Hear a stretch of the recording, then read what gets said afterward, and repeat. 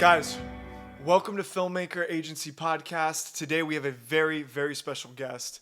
We have one of our own, Josh Miller, a DP, a cinematographer, and a content creator. Josh, what's up, my man? Talk to us a little about yourself. What's up, dude? Yeah, I'm super excited to be here. This is exciting. So, DP, cinematographer, do a little bit of gaffing as well and stuff whenever people need it. But I live here in Salt Lake City, Utah, just a little outside of Salt Lake, and I've been doing film for about 9 years now. I have done a wide variety of stuff. I've done commercials, documentaries, short films, product, just a lot of different things. And so I've had the opportunity to see a lot of different sides of film, different jobs. Whenever I was getting started really in the industry, like working on sets, I was a PA. So I've been anywhere from a PA to a DP to a director to a producer.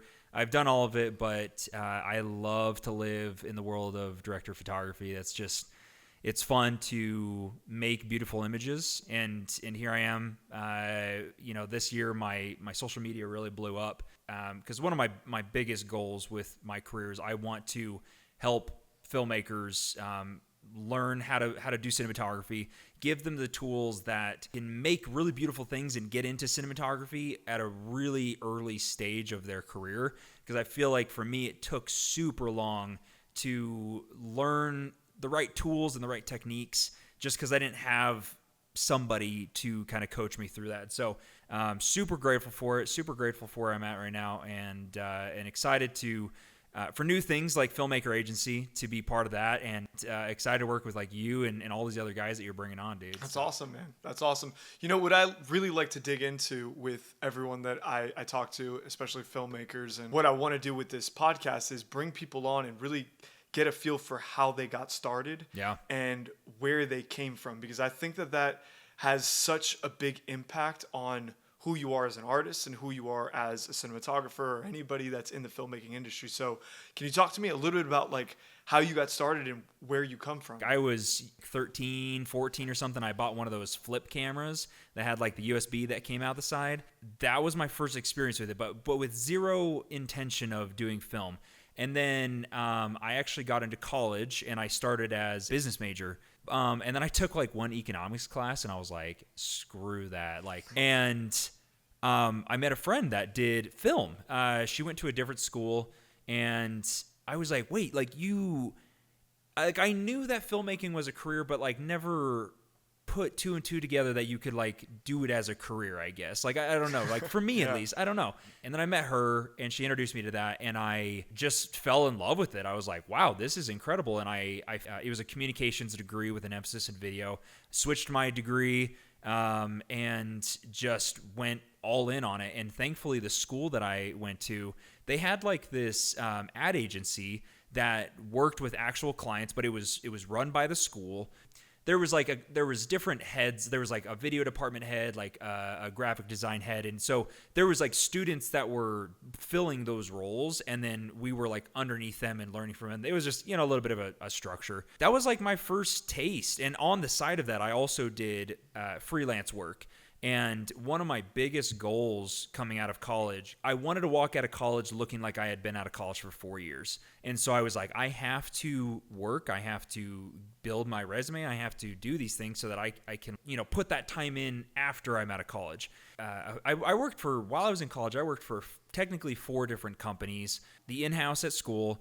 Then I went to this startup tech company. Then I went back to the school, but I went to like their AV department. That was a blast. That was my first time getting to work with like Reds and Aries and stuff. And then my 4th job was working at an actual creative agency down the road in Idaho Falls. That was such a big deal for me because they really saw a lot of potential in me, and they said, hey, here's a Red camera, here's all the tools you need, now like here's the creative freedom, do what you want. And I was like, holy, wow, this is amazing. Cool. And like at that point I had been doing film for like 3-ish years probably, and that just was such a game changer for me. And then after I worked there for about 1.5 years is when I decided I moved to Utah, and and started freelancing, I was doing really small projects. I was never doing anything big. And then when I moved to Utah, I wanted to start getting on those bigger projects. I wanted to see what the machine, I always call it the machine of like a set is like. And so I found people, and I was just like, hey, like I'll do anything. I'll PA, I will whatever you need. I just want to get on set and I just want to see how it goes. And started getting on sets. People saw, they were like, oh bro, you're like way overqualified to be a PA. Like, let's get you working G&E. Let's have you, be a grip and I just slowly worked up and learned more and got to see, and working as a grip and electric, watching other DPs work was such a valuable experience, because instead of having to make decisions and having that stress, they made the decisions. They say, hey, put that light over there. I want the light like this. And you get to really see, oh, this is what makes this image look this way. Like, I just put that light there, and now I'm looking in the frame. I'm looking at the screen and seeing what it's doing. And that was such a big deal for me, to really just see how that works and really be there in person doing that. And so now I freelance full-time DP, and I'm absolutely loving it. 100%. It's interesting, man, because I've been on different sets and I've played different roles, but I've never worked my way up. So like, I don't know what it's like to be like a PA, which is pretty freaking crazy. Yeah. And it's pretty wild. I ran into like owning my own business and like starting a production company. Okay, cool. I'm going to start hiring people. Yep. And then like I would hire people and not know what the hell I was doing. And like they would have to tell me what I was doing. And it was kind of like a weird scenario, but there's so much value, I'm sure, in going and being a PA and then working your way up to being a grip and then a gaff and then like a DP. Yeah. What would you tell someone who wants to get into the film industry that is maybe either A, fresh out of school, or B, just like consuming a ton of content on YouTube? What do you think is the most valuable thing for them to do? Dude, just get on set. And if you can, like, truthfully, get on a set with a company that's like a big company, like a big production company. That was super valuable for me as a PA. To all my job was to just, get waters and stuff, but to see how like the big guys do it, like to really see how these production companies really do it and how the machine works. Like, there's so many pieces to a production. A PA is extremely important still on a set, but like as a PA, you need to know to be quiet when you need to and like just hustle and have a good attitude. And that's really all you need. And so just reach out to production companies and totally offer, hey, I'm getting in, just be super honest. I'm getting into this. I want to learn more about being on set and what it's like to work on set.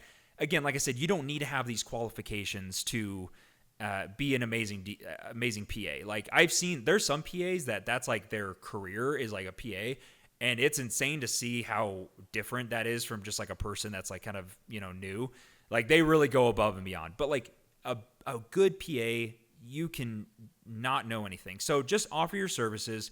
They'll bring you on and you can just see how things work, how the machine works, and have a good attitude. Have a really good attitude, because when you're on set with somebody for 12 hours, 10, 12 hours a day, the last thing you want is somebody with a fucking terrible attitude. Yeah, dude. One thing that I say all the time is like, you have to be excitable. You have to be like willing to hustle and willing to do whatever the hell it takes. When I hire people, the second they give me the vibe of like they're not 100% bought into whatever the hell we're doing, I literally then never call them again. Now, I know that there's like pretty messed up culture on some sets and in some productions, especially like in the production world. I hear all the time like horror stories about people getting treated terribly. Oh yeah. Talk to me a little about your experience, man. Like, what was it like being introduced to the film culture and being on these bigger sets? Yeah, dude. Thankfully, Utah is like this magical place where everybody is. It really is, dude. Like, everybody here is just so kind. But man, I'm super grateful. I haven't had a lot of bad experiences with the film world here in Utah, and the times that I have, it's definitely one of the things that frustrates me the most about this world is people very easily get egos and they become. It's like, dude, just because you're the DP doesn't mean anything, that you're not better than anybody else on the set. You just have a different job. Your job is not more important, but more critical because you have to make the final decision. You have to make the final call. So, like, you're no better than everybody else, bro. I've seen that happen a couple times where there's a little bit of an ego and it's super frustrating. And that's one thing that I really, on my sets, I make a very, and I'll verbally say it out loud, like in safety meetings at the beginning of the day, like, hey, nobody's here is better than anybody. You are all here. We're part of a team. If you have issues, like, talk to the first AD, talk to the producer, talk to somebody, and we can get it sorted out. But you don't need to be a dick about things. LA, in that world, it's super easy to kind of get on a high horse. But I'm hoping that this new generation of filmmakers that have come from like doing YouTube and all of these different things, we're not gonna learn like the sins of our fathers and like repeat these things and just be like, dude, we're all human beings. Like, we all deserve love and respect. We don't need to be, total dicks to each other. So, yeah, man, that's my big hope for the film community here in the next couple of generations. Well, Utah sounds freaking awesome. Yeah. Down here in Miami, it's it's got that culture. Yep. You know what I mean? It's brutal. The big film cultures, or the big film communities. It's always going to have kind of like that one side of it. But it's interesting. You talked about a new breed and a new wave of filmmakers. I'm so for this new generation of filmmakers, mainly because I'm one of them in the sense of, like, I don't have your traditional educational background in like film school. You know what I mean? Like, I really grinded on like just going, experiencing, failing, and then learning as much as I possibly could on YouTube. So maybe talk to me about how you've been educated by YouTube. I think this new generation of filmmakers, one of my favorite things that I've seen about it, like I said, is the culture. I think people we're becoming a lot kinder. We're also going to see a much more proficient and effective filmmaker in the future. Like, one of the things I actually, I've gotten on, I was working up the ladder to get on bigger and bigger sets. And at one point I realized, I was like, I actually hate these bigger sets because of a couple things. Like, they're long days, and it's pretty brutal. Like, it's just, it's a lot of hard work that honestly, I don't stray away from hard work, but it's unnecessary hard work. I'm like, bro, we could easily do this exact same thing with like a fraction of the gear or whatever. So I think we're going to see a more effective and proficient group of filmmakers because we're learning at a much faster rate, and technology is getting better. Like, you don't need like this huge crew to man. You don't need a first and second AC. You don't need all of these people to make an effective, to be effective and to make a really good image. And so that's one thing I'm super excited about. And the way that I learned, I know one person. I actually saw you met him at NAB, Jacob Owens, like one of like my favorite people that I started following from, right at the beginning of my career, pretty much. And he just attracted me just because he had like the Buff Nerds thing, and I love the gym and stuff. Jacob Owens is a G, bro. Dude, he is a G. He's just a cool dude. Yeah. So, I learned a lot from him, a lot from watching his stuff. I've bought in so many different pieces, like I bought his like legal contracts back in the day. Like, I just got a ton of value from following him and watching him. And that's kind of like what I want to do now. I want to be that person for other people. But YouTube was extremely valuable, but it had to be implemented. Like, I still had to go put in that practice and try it. And I think for me, one of the best ways was doing like passion projects and spec ads to be able to build that up to that. And now because of that, I mostly DP, like, and people are like, oh, okay, yeah, Josh, like, he knows what he's doing. Like, he's got his stuff. And by no means am I the greatest cinematographer in the world, but like, I hope after 9 years, I'm like at least proficient at it. But Yeah, man. I think YouTube and that world is it's only going to keep getting more, and I think also just the online education space is going to become a bigger thing and a more important thing because, I mean, for me, like I said, I walked out of college with zero debt, but if I did have debt, if I was somebody that had debt, I would have rather that debt been into like a filmmaking course. Like I've bought in so many courses in my career. One of the I mean, for example, Kazi, I bought his coloring course like right when it came out, like 4 or 5 years ago, and that's paid dividends for me, dude. Like that's just Yeah, been dude, the Cosman's the man. oh my god, like he taught me so much, and having that color grading skill married with like the lighting skills and the cinematography skills, it made my content like exponentially better having that Yeah. marriage. So Yeah. I think people are gonna start buying more courses. They're gonna be willing to put more money into that, and learn almost going back to trade school mentality, man. Like just instead of going to a 4-year undergrad and learning a variety of things, like let's just do this one Let's thing. just focus, man. Yeah, Just one make thing. one thing and get really, really freaking good at it. So Yeah. I'm excited for that in the future. I agree 100%, man. And it's funny because, like, the guys you're talking about, Jacob Owens, the Cosman, like, yeah, dude, like, I followed these guys and they've made me better. Yeah. You know what I mean? Yeah. And when I thought about film school, I was like, okay, like, you have Full Sail down here, you have a couple of other film schools down Yeah. here that you could possibly go to, but the truth is, like, why would I put myself in all that debt? I thought to myself, instead of investing in that, I could literally just open up a business. Yeah. I could literally buy equipment, Yep. open up a business, and then hire people, take a loss, but learn, you know what I mean? And Yep.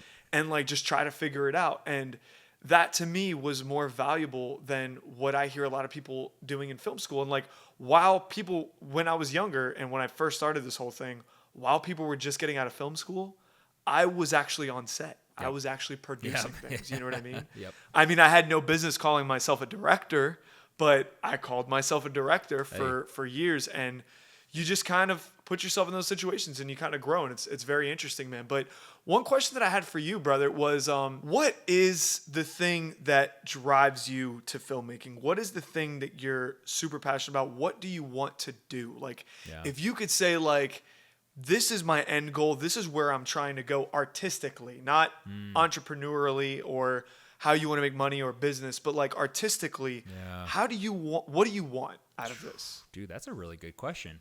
For me, there's never gonna be an end. Like, there's no finish line with this. Like, I want to forever be perfecting my craft and always getting a little bit better. But by far, by a lot, there is still a huge gap between my work and somebody like Roger Deakins. Like there's still a massive gap, and I think my goal is to just be able to get to understanding how to produce that kind of quality of stuff. And that was my whole point of like getting on sets, because I just wanted to see how these guys were making these beautiful images. And I'm still not there by a lot. Like, I still have such a far way to go. Hoyt Van Hoytma is one of my favorite DPs. Like, his work is so stunningly beautiful. And I want my work to be indistinguishable from that, and for myself to be proud of it and be like, yep, that's awesome. Like, I just produced that. That's Hollywood level. That's pro level quality. I'm proud of where I'm at. I'm like, hey, for where I'm at, like, this is pretty good, but I'm never going to be satisfied, because I just always want to keep pushing a little bit more, learning a little bit more. Like, I'm teaching people about cinematography, but I forever want to be a student of it as well. I will never stop being a student of it. That's where I want to be artistically, man. Like, just down the road, just proud of what my work is, and really be able to create beautiful images every day. Well, I ask because there's so many different people that I talk to where they're like, yeah, like, I want to be a commercial cinematographer. Like, I want to do car commercials, or I want to do,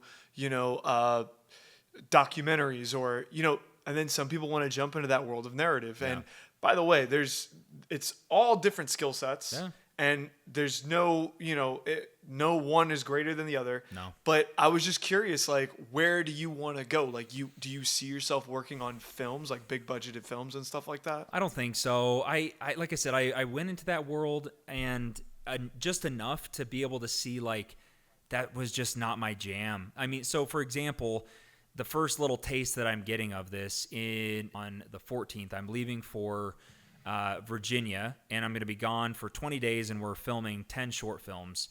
It's a high school program where these high school kids are learning how to get into film.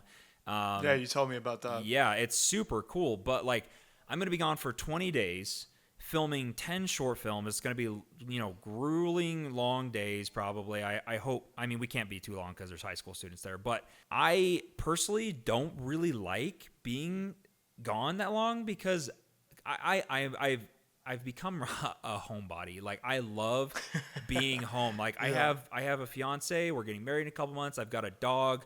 I love being home with him, and I love working here in Utah and traveling. So narrative wise, I don't know exactly how much I'm going to get into that.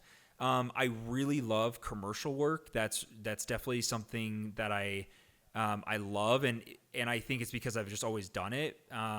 When my buddies in college were doing short films and not making any money, I was like, I could go film this like marketing thing and get paid for it.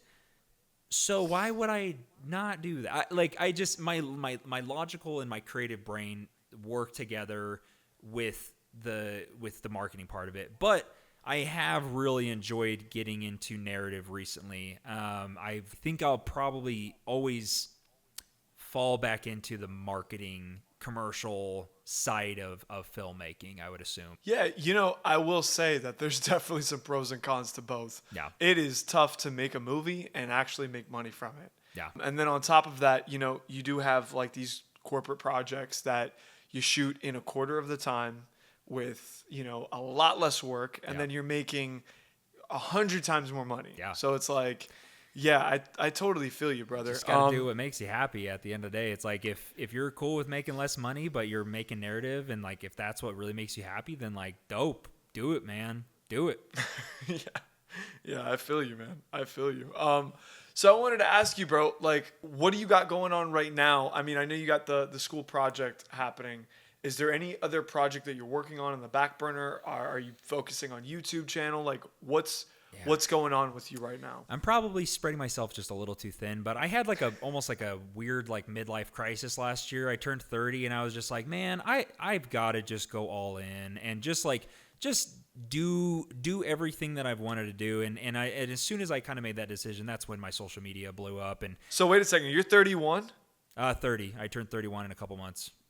So you're almost 31. We're like around the same age. I just turned 32. Nice, dude. Nice. Yeah, Yeah. I don't know if you had a weird thing when you turned 30, but Oh yeah. Yeah. In like a good way. I was like, wow, okay, like I've accomplished a lot for 30 years old. There was a combination of I turned 30, I got engaged, I bought a house, I got a dog, and just like that mantle of like future fatherhood and husband and stuff like really set on me, and I was like, damn, I really need to like dig my heels in. My 20s were an amazing time to like experiment and like figure out exactly what I want to do. But like I'm 30, in 10 years, I cannot still be experimenting. Like I've got to, the foundation's built and it's building, not just constantly laying, foundation bricks. So the other thing is the Cinematography Academy. That's something that I decided to build a couple months ago, and it's taking me longer to get done than I wanted. But it's going to be something that's a very done with you kind of model. Like there's going to be courses, there's going to be stuff like, but I want to be like in the trenches with people and be like, hey, if like, let's, for example, if they have a new gig that they're doing and it's a bigger budget than they have ever worked with, and so they have a lot more creative freedom, but they don't know exactly how to go about the lighting. They don't know exactly what they want to do. Like, dude, let's sit down on a call together and let's pre-pro together. Let me help you kind of come up with some ideas. Like, let me help you with that done with you sort of thing. That's pretty cool. Yeah. I want to be that person that I wish so badly, again, like I said, that I could have had whenever I was starting out. I believe in being a practitioner. If I'm going to teach, I have to be a practitioner. I don't like learning from people that are not practitioners, like on YouTube. If I can tell that you're just a YouTuber, I really, I don't know if it's an ego thing or whatever, but I just get turned off really easy because I'm like, bro, you haven't been on a 12-hour set. You haven't been there, Yeah. dude. Like, you don't know what it's like, actually. Like, sure, you can make something look pretty, but have you had to work within a budget, meet a deadline? Have you had Yeah, to, dude. manage a Yeah. crew? Because being a director of photography is not just about making things look pretty. You have to be able to work with a crew and delegate. And also work within the confines of the budget, because obviously, like, there's a million ways to do things, Yeah. but when you have a certain finite, amount of dollar Yeah. that you have to work with, everything changes. And it's like, okay, well, how do we get this dolly shot without a dolly? Yeah, just building that out to help filmmakers, help cinematographers get into the game, know how to do that, and be able to show people what it's like. Like, I mean, let's just take you, for example, like when you were starting out, like you just really jumped into it. I would love for people that it's like, hey, I don't want you, if you don't want to go get on big sets, that's totally fine. But I want you to understand and have the ability to understand, like, what does it look like to build out a crew? And, who are those key people that you need to have? And what are those roles? What are those positions that they need to do? And if you're the producer or director, how do you work with those different people? How do you work with the art director? How do you work with the first AD?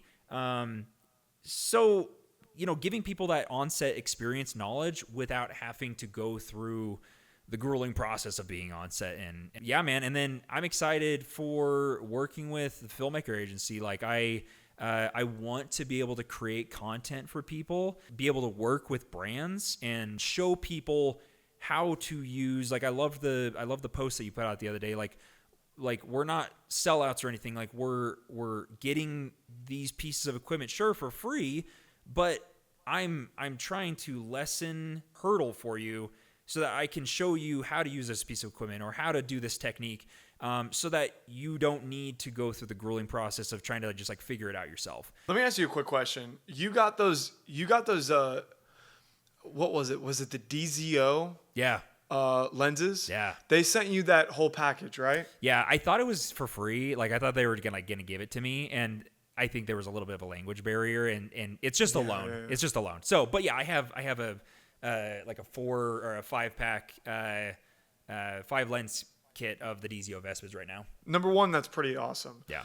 Number two, one thing that I always like to tell people, and like people will comment all the time on my YouTube channel, I'm sure it's happened to you before, where they're just like, dude, this is totally sponsored. And it's like, yeah, dude, you're forgetting that, hey, I just put in over 100 hours of video content. Yep. So that way you could sit there and learn for free. Yep. These brands allow us to do that. So it's a balancing act. You know what I mean? It's like trying to figure out, like, okay, well, how do I balance being able to do this for a living? Because at the end of the day, like, we have to make money from this somehow. Yep. It's not like content creation is free for everybody. And you can't do it forever if you don't monetize it somehow. Exactly. And we can't give you that value. I can't find out what Josh Miller has to say if there's no monetary, value that is going to come from it. So yeah, dude, I totally feel you. Yeah. I think just in terms of talking about that stuff, first off, my biggest goal with all this in terms of how people perceive me, I refuse to be any different in person than I am online. I did that when I first started trying to get into social media years ago.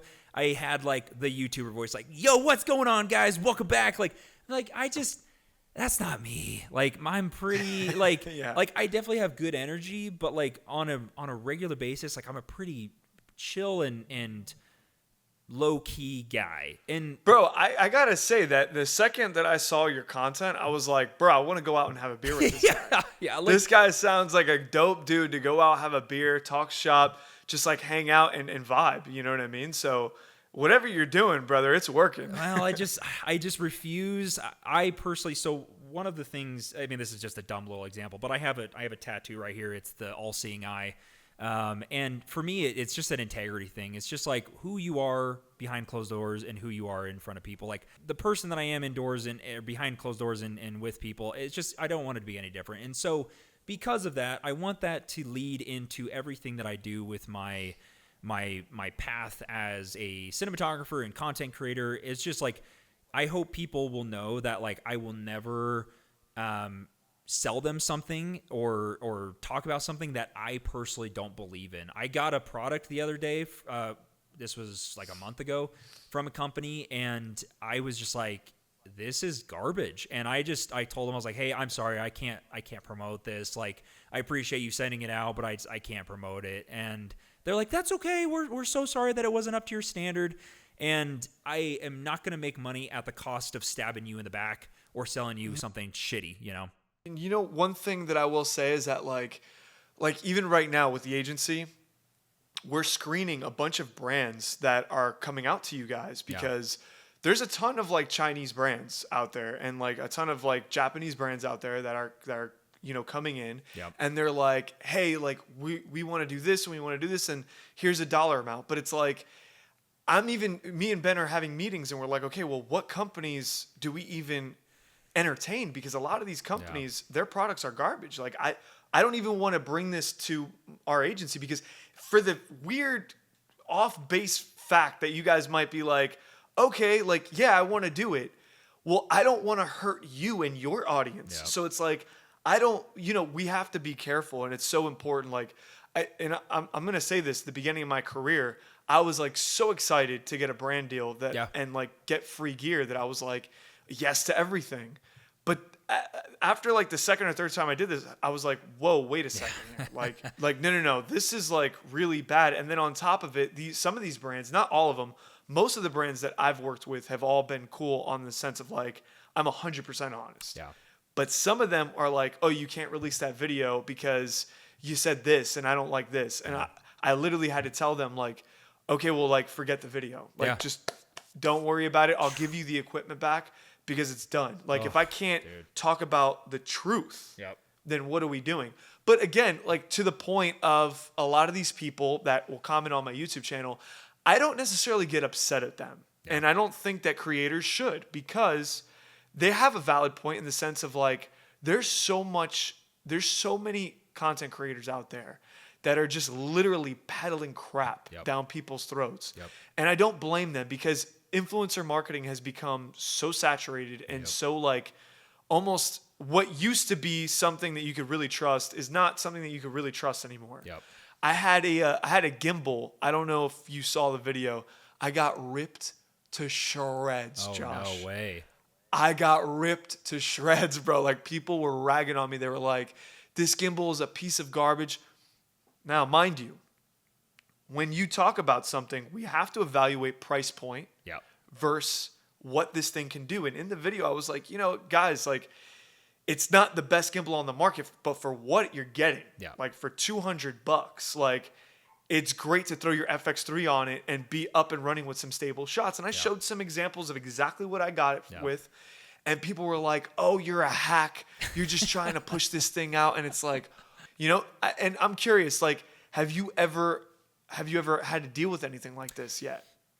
I mean, I've definitely gotten hate for sure. I did a video a year and a half ago-ish. It was when Jacob Owens came out with his space shuttle. The thing is it's powerful. Like I have it, I love it, and I couldn't quite get the speeds that like Jacob was showing me, and I actually reached out to them. They're like, well, like, you know, with any hard drive, like the longer the cable, like the less speed you're gonna get. That's just a thing. And so I needed to do that. But people were for sure like, you're just like, this is like a paid thing. You're just, you know, saying this, and I'm like, I wish it was paid, but no, it's not. Like I really do enjoy this product.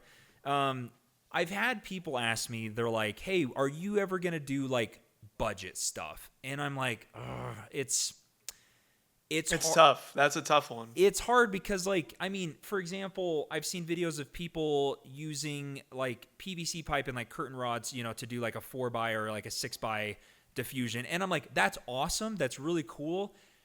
For content creation. Yeah, for content creation. But if you show up on set with a client that's paying you, bro, you're done. You're never gonna get that gig again. And honestly, it's unsafe. Like it's really an unsafe thing to use. So I find this middle ground where it's like I want to bring, high level industry standard stuff to the masses and help them see how they can use it. You don't need to buy it. You can rent it, like that kind of stuff. But people just don't understand, and I'm sure that I've done it in the past. Like, people don't understand that if you're promoting a product and it's meant to be a budget thing, and it's not going to be as good as like, the thing that's 10 times that amount. But like, I've just kind of decided for myself, like, I want to stay away from that as much as I can, unless I find something that is truly like, oh damn, like this is actually a really dope product for a budget price. For the record, I'm going to be honest with you, overarching, I hate talking about gear anyway. Oh, dude, I hate it. And like, I'm trying to like get away from that on the channel. Yeah. But it's like, people want to know, Yeah. I get questions literally all day long about it. And like, people will hit me up in the DM being like, hey, what camera I should buy? And like this, or this. And I'm like, dude, like, any one of those will do. Like, literally, like, just get good with it. You know what I mean? Like, it literally does not matter. Now, don't get me wrong. There's certain cameras you could do certain things with, and it's awesome. But, me and you had a conversation not too long ago where you were like, hey, man, like, what should I do with this 12K? Because I'm just really not getting the image that I'm used to getting out of it. And I'm like, well, what are you used to using? And you're like, I think you said an FX6, right? Yep.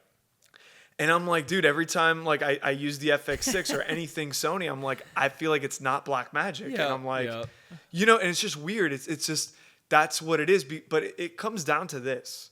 Whatever you're used to working with is what's good for you. Yeah. That's it, dude. It's as simple as that.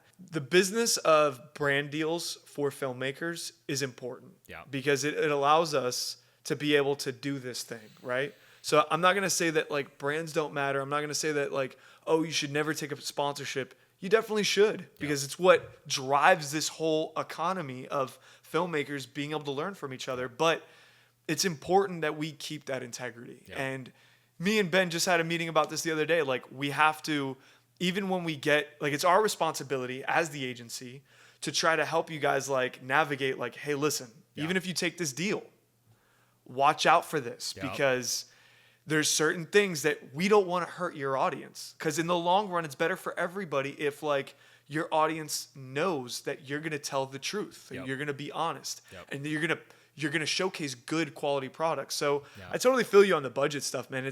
Budget stuff is hard. It's tough. With so for me, I think that's why I've kind of decided to really focus on principles, because the principles, no matter what the equipment is, whatever, like the principle is gonna always stay the same.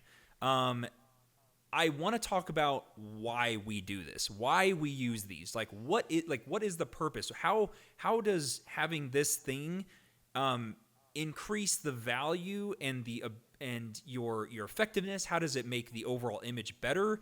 So having as many eyes on a screen, on the frame is the most important thing. You need to have your art department. You need to have your hair and makeup. You need to have your director. You need to have producers. Every single one of those people need to see the screen, because each one of them is looking at something different, and they're going to be able to provide feedback and help you as the DP or whoever you are on that set make the best image possible. And 100%. So a wireless transmitter is going to give all of those people the ability to see that, and now you've got a whole team focusing on an image rather than just the DP, and then like, you're looking at just the lighting, or you're not paying attention to things, which has happened to me so many times. And then like, the art person will come and stand over my shoulder and look at the screen and be like, oh, let's fix this. And I'm like, dude, I didn't even see that. But if you have a wireless transmitter and everybody's seeing this screen, it's cool. Dope. Yeah, but 100%. Like, why do we use these things? How does it make it better? I appreciate that, and I hold that, like, me personally, I hold that to a lot more value, because I'll tell you why. I don't really look into like heavy specs. Like, it's just not me. Like, I want to see what value does this bring to a set. What's the budget? What's the price point? How much does it cost to rent versus how much does it cost to buy? And okay, do we need this on set right now? Because what value does it bring? okay, everybody's going to be able to see this. Like you said, all the different departments are going to be able to look at their particular piece that they have to, solve in this puzzle. Yep.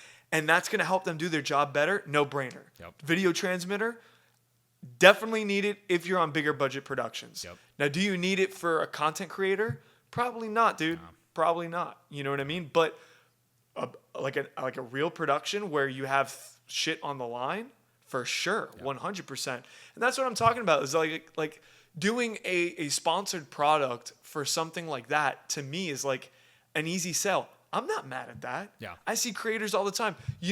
Cam, I think his name's Cam Mackey or Cam Yeah, McKay. dude. I love that guy. Yeah, his content's awesome. I freaking love this guy. Yeah. I love this guy. And let me tell you something. I don't know how much of his stuff is sponsored. It looks like a lot of it is. Yeah. But I don't care. Why? Because his content is awesome. His practicality and how he's using it is awesome. And to me, that's like, I don't know if did you watch a lot of Peter McKinnon? Oh yeah. Okay.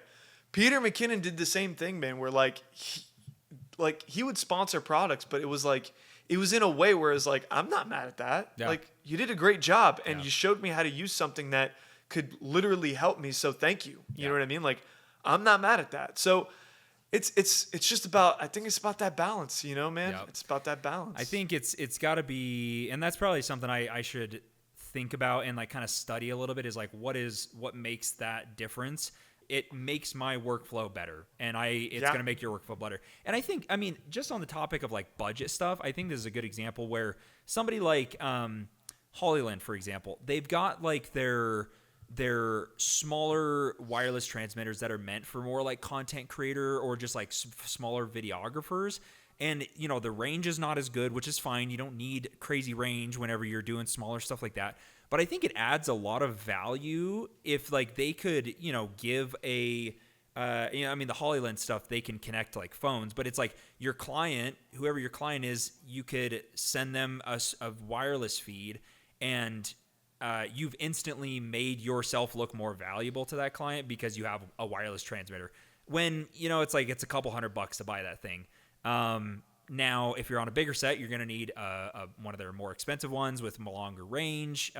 It's all just based off of what the budget is and what you do. And yeah, I think a lot of people just don't understand that, which is fine. It is what it is. But we, as the content creators and as people that are putting it out, I think we have to just be clear about that. Like, hey, this is not meant for X, Y, and Z.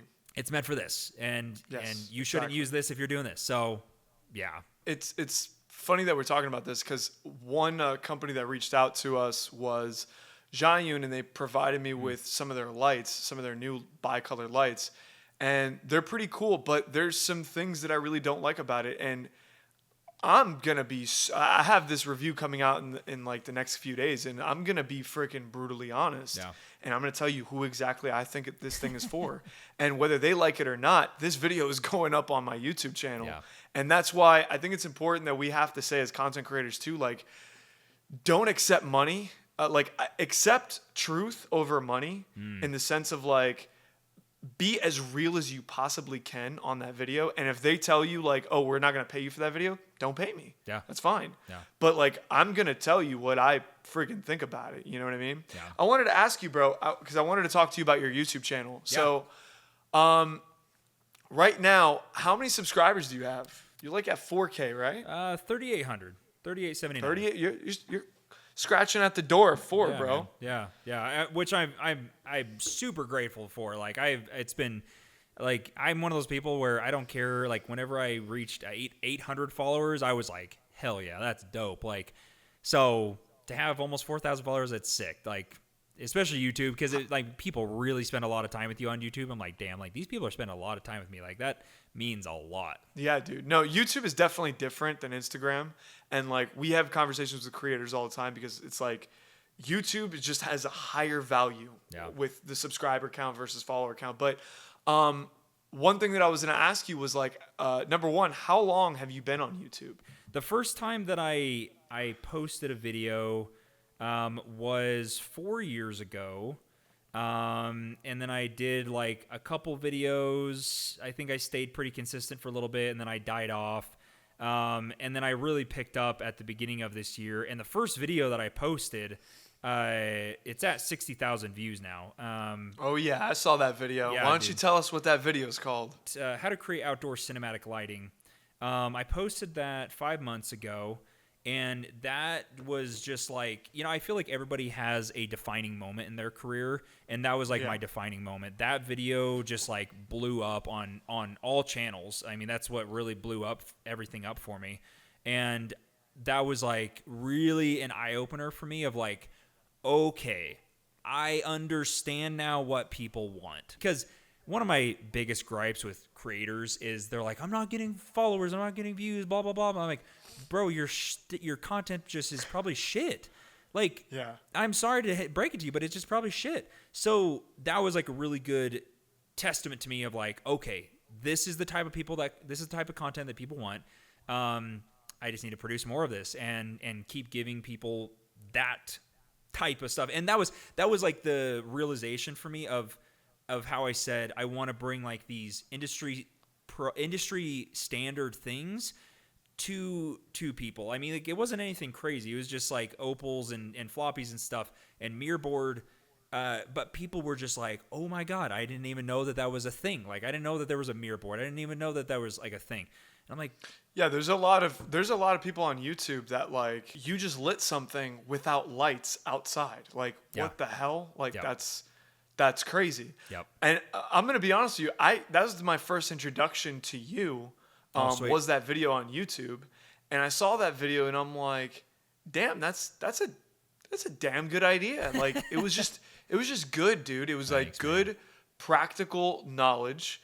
And it felt like you made it seem like it was easy to do, and it didn't feel like over the top, and like it was just well done, bro. Like Thanks, your bro. character came off well, everything was good, and even on the last podcast we just did with Dylan, there's always this moment. You talked about the defining moment, where like you pick up your phone and it's like 1,000 views.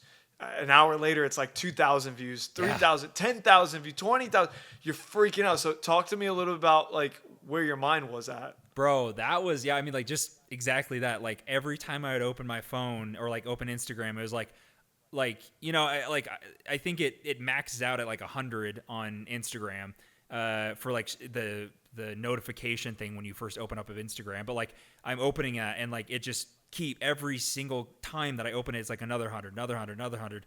On YouTube, it's, like, another 1,000 views, another 1,000 views. Like, it just, and, like, people just kept following me, and I was like, oh, wow, it's like, okay, this is happening. Like, this is like the final, the straw on the camel's back, like the last straw finally, like after years of trying to do this, like, I don't, my story's not like a lot of people where I was like, constantly doing a video every single month for like years and years and years on end. Like I think for me, I was building that in the background with just like who I am as a DP and as a freelancer. Finally releasing that video was like the straw on the camel's back after all those years of just like working as a DP and working on sets and stuff. And it was, bro, that was just like such a cool feeling to just like, I bet. like, I think everybody's got their own paths, and it was very much a feeling of like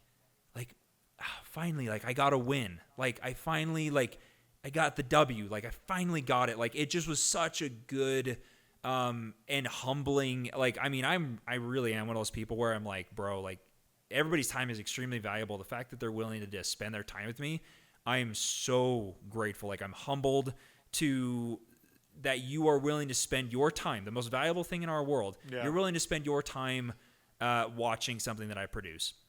That's so humbling to me.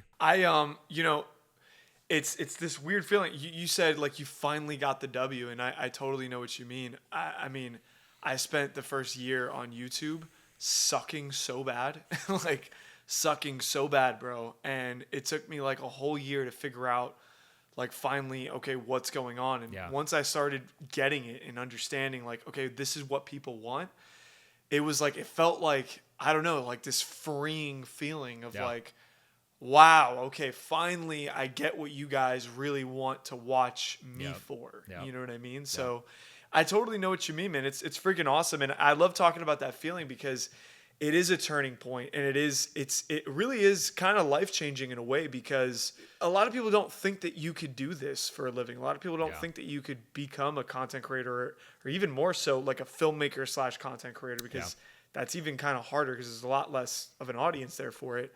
So it's like it's pretty freaking awesome that you found what you're doing and your audience, and they love you, they're vibing with you, and Yeah. yeah, man, you're just doing your thing. So I know that you talked about you're coming out with like a course you're working on or something like that. Yep. The Cinematography Academy. That's That's just awesome. what I coined it as. Yeah, man. I've got that. I was gonna have that released here in the next couple weeks, and then I like I I've been traveling like a friggin' nonstop, and then I'm going to Virginia for those 20 days. But I'm still trying to figure like I'm today I had my first one-on-one coaching call with a guy, and it was good to kind of see what things were, Yeah. what really like attracted him and what didn't. And I was like, okay, that I need to make a mental note about that. So when I start making these courses, what is it that people really need to hear and understand, Yeah. and what are things people don't? For him, one of the things that he expressed he needed a lot of was actually pre-production. And I was like, oh, okay. Like I wasn't planning on talking a whole lot about pre-pro, but it's important. So like I need to make sure I put a huge emphasis on that in the Cinematography Academy. I love doing those coaching calls, man, because you really get like your hands dirty with like, okay, what do people really need? What do they really want?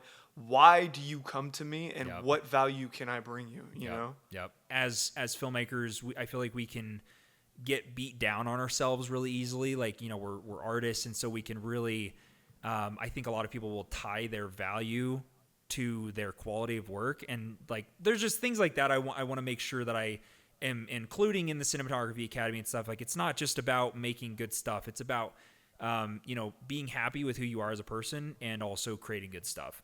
So yeah, just lots of good stuff in the works, dude. I'm super excited, super blessed, super grateful. It's just amazing to be able to see other creators just create and Yeah. just do their thing. And also, I don't know how many people have reached out to you, but I get a lot of people reach out to me, man, being like, just thank you, dude. Like, thank you. Like, one guy reached out to me being like, I started by watching your channel, and I've been following you for like the last 2 years, and you and a couple other filmmakers, but you particularly have allowed me to make $20,000 a month in this Jeez. craft. That's amazing. And I'm like, holy smokes, like, you got to be kidding me. Like, That's so really? cool. And I'm just like, wow, man, like, you don't even know the impact that you're going to have on people. Like, Yeah. you have no idea. So it's like, it's a special thing, man. I always say to people, like, social media is the best and the worst thing that has ever happened to mankind. Yeah. Because it's incredible because it puts us all together, and it allows us to kind of make the world so much smaller and share information and help each other out from people across the world. Like, I get on coaching calls with people from Africa. Like, That's so cool. what? That's Like, so cool. and it's wild, dude. And it's just like, your reach is so much greater. But then obviously there's the other flip of the coin, which is like, yeah, social media could be freaking horrible. Yeah. Like, it could be the worst. It could make people do horrible things. Yeah. So, it's just about putting that good out into the ether, man, putting the good out. But I think it's and I think that's it's important for us, this like new generation stuff. I think it's important for us to show the good and the bad. Like, I think one of my videos I put out recently was talking about a job that I got fired from last year, and I had a lot of people reach out and be like, "Bro, I needed to hear this," because like, we all think that these top guys, like, let's just take Jacob Owens for example. Like, I think to most people we see, oh, just success. For him, he would be like, hell no, dude. I've failed like so many times, and I think it's important for us creators to take that lead and like show Hell that. yeah. Show the Hell yeah. failures. Because I mean, in a selfish way, all it does is just people just want to, they just love you even more. And then Yeah. in a good way, it helps them see like, dude, I've failed a ton and I'm not, again, no better than you, bro. Like, You know what it also shows though, man, is it shows strength and it shows confidence in yeah, yourself, because it's like, oh yeah, you could sit there and hide all your little, the little things that you do wrong. And yeah, not, at the beginning of my YouTube journey, I did that shit. And it was everybody because does. I felt insecure. You Yeah. know what I mean? But the truth is, no, dude, like I'm going to show you now exactly where I fail, where I messed up. And I'm going to note it. I'm going to be like, hey, listen, highlight this Yeah. because I messed up here Yeah. and I don't want you to do the same thing. So do not do what I just did. Yep. I'm an idiot. I messed that up, but Yep. I'm doing this so you don't have to. Yep. Like, that's the whole point. And Yep. yeah, to your point, like they are gonna love you more for that. But to me, I'm starting to think like, why not? Like, Yeah. just why not, dude? Yeah. You know what I mean? Like, there's no benefit in like trying to put on this facade of like, oh, I know everything about everything. And that's why I love like, I told you I wanted to work with you, dude, because Yeah. like, I feel like you'll bring something to the table that maybe I haven't seen or maybe I haven't worked with before. And I always like working with new people and Oh, yeah. trying new working relationships, because there's so much that you can learn from that, man. There's so much value in that. And like, while I don't feel like I have a ton of value in like real technical knowledge, I have a ton of value in like knowing how to produce something with very little. Yeah. Like Oh, knowing that's- how to get a skeleton crew and freaking make it happen. Yep. Because I literally can do everybody's job on set. Yeah. Because I've had to. You know Yeah. what I mean? So Yeah. like I can't wait for the day, and I told you about that project that hopefully we could work together Yeah. on. And that's what I want to do with this agency, dude. Like Yeah. I really want to be able to like, even if I get other projects or other jobs, like I want the agency to be a community that we can all pull from and be like, hey dude, like I know that you're really good at this. Like, let's work on this project together, and also let's collaborate on YouTube together. Yep. You know what I mean? Like, Yep. let's do a YouTube video together, because now we're gonna show each other's audience our stuff, and we could cross promote. Yep. So it's like a win-win-win for everybody in the situation. You know? Because there is power in collaboration. Like I think that was as filmmakers, you see that whenever you step onto a set with other people, and you're like, wow, I could not have done this by myself. And so I think just in general, like with content creators, like working with you, working with all these other guys, like I'm excited because for me, I'm like, bro, I know if I promote you, that doesn't take away work from me. It doesn't like No. all it does, like, No. dude, the rising tides rise all ships, bro. Like we Yes. all rise together. And Yes. the people that want to work by themselves and want to like gatekeep and all that, they're gonna sink, dude. The boat's gonna sink, and That's the people, what I'm saying, yeah, man. dude. That's what I'm saying. You know, you're coming out with this course, right? And I'm like thinking to myself, I'm like, how can we promote this course? Because I want you to do well. Mm-hmm. Why do I want you to do well? Why do I want you to sell your course? Well, if you do well and you can continue pouring more hours into your content creation, you're going to elevate everything that we're all trying to do. Yeah. Because you're going to get more viewership. It's going to attract more brands.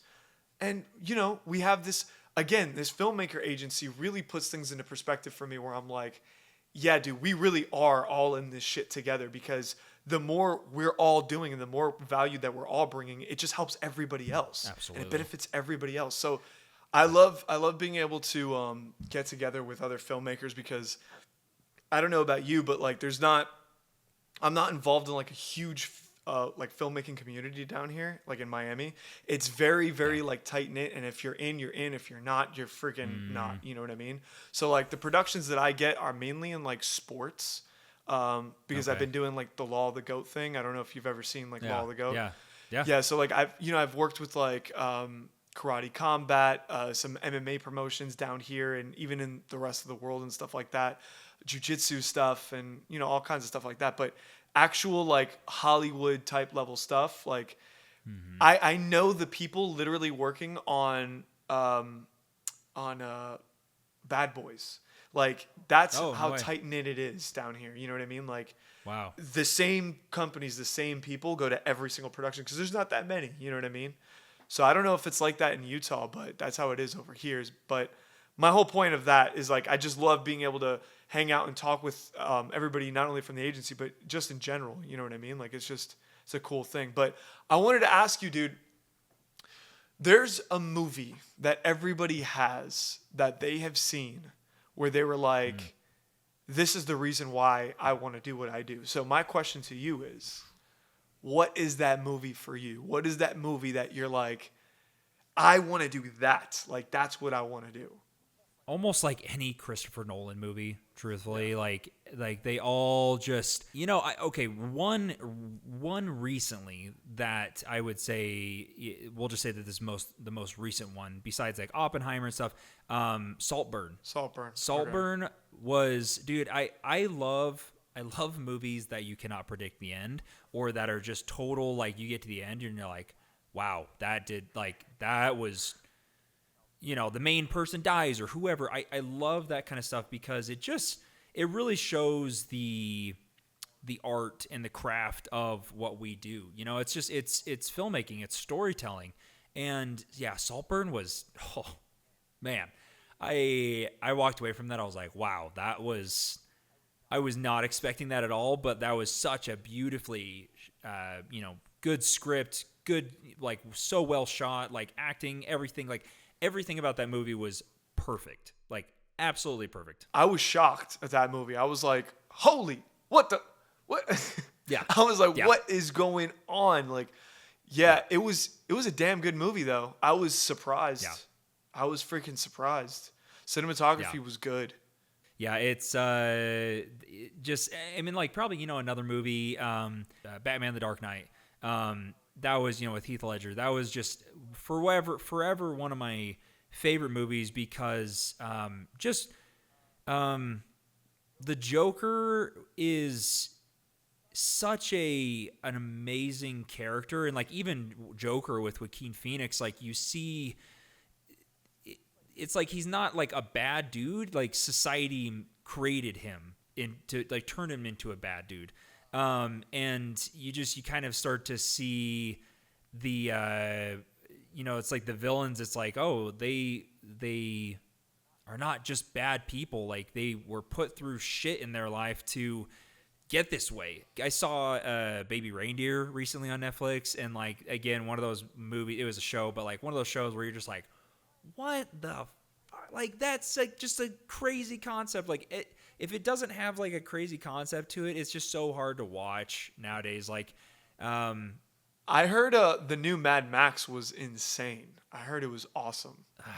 I need to go see it because like I think I have this perception about it. It looks like they shot a lot of it CGI, yeah, with VFX. Yeah, compared to the original Mad Max. I honestly, before I heard someone very close to me say that it was very, very good, and I respect his opinion, I thought it was going to be straight garbage. I was like, this is a cash grab. Like, I don't even care. I'm definitely not going to see it. But he was like, dude, I was at the edge of my seat. He's like, as soon as it kicks off, it kicks off and it's like an explosion that does not stop until the very end. And I'm like, wow, really? He's like, dude, it kicked my ass in the best way possible. I'm like, really? Like, I was like, isn't it like most of it like CGI and stuff? And he was like, in the best way and most tasteful way possible. Dude, I think I have such a bad taste in my mouth for CGI recently because CGI has gone downhill so much. Like, I was like watching a clip the other day from, it was like the original Transformers. And I was like, damn, that looks so good. Like they just spent so much time like making that look so good. And then you see like stuff nowadays and it's just awful. And so anytime there's like CGI, I'm just like, ugh. It's weird how that's the case, right? Like it's kind of like weird. Like the Marvel movies, man, the quality has gone down so much. Like I'm like so not a fan of like what Marvel's become, but one thing that I talked about on the last podcast was like the cool innovation of like these LED screens.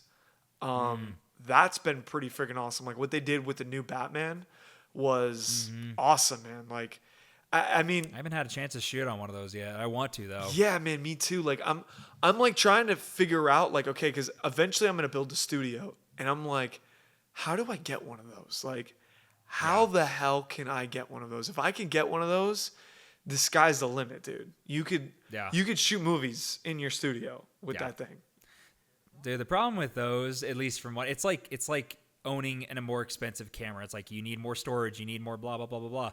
Like you've got to have, you see the camera has to like have like the trackers, I think, and because then it like has to move in the space. Like you're like, you need, if you need this, you need this. If you need this, you need this. Yeah. Like it's just, Yeah.